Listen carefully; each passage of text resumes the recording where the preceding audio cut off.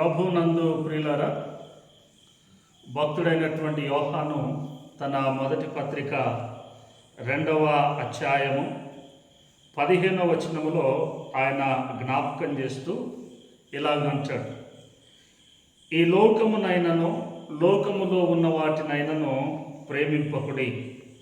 ఎవడైనను లోకమును ప్రేమించిన ఎడల తండ్రి ప్రేమ వానిలో ఉండదు అన్నాడు. ప్రియులారా, యోహాను భక్తుడు జ్ఞాపకం చేస్తూ లోకమునైనను లోకములో ఉన్న వాటినైనను ప్రేమించకుడి. లోకమునైనను లోకములో ఉన్న వాటినైనను ప్రేమించకుడి. ఒకవేళ ఎవడైనను వాడు ప్రేమించిన ఎడల వానిలో తండ్రి ప్రేమ ఉండదు అని అంటాడు.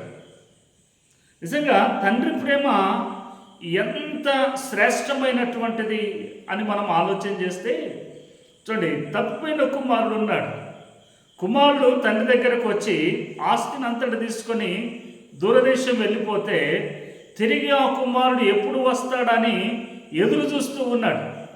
చూడండి, తండ్రి ప్రేమ ఎప్పుడు కూడా తన పిల్లల కొరకు ఎదురు చూసేటువంటి స్థితిలో ఉంటుంది. అంతటి అనుబంధముతో కూడినటువంటి ప్రేమ తండ్రి ప్రేమ. అందుకే లోకమును ప్రేమించకూడదు. లోకము తండ్రిని కుమారుని వేరు చేస్తుంది. లోకములో తండ్రిని కుమారుని వేరు చేస్తుంది. లోకములో ఉన్నదంతా కూడా దంభముతో కూడినటువంటిది. కన్నుల ముందు కనబడుతుంది, ఎట్ ది సేమ్ టైం మాయమైపోతుంది. కన్నులకు ఇంపుగా కనబడుతుంది, అది మరి ఒక రీతిగా ఉంటుంది. అందుకే లోకమును ప్రేమించకండి.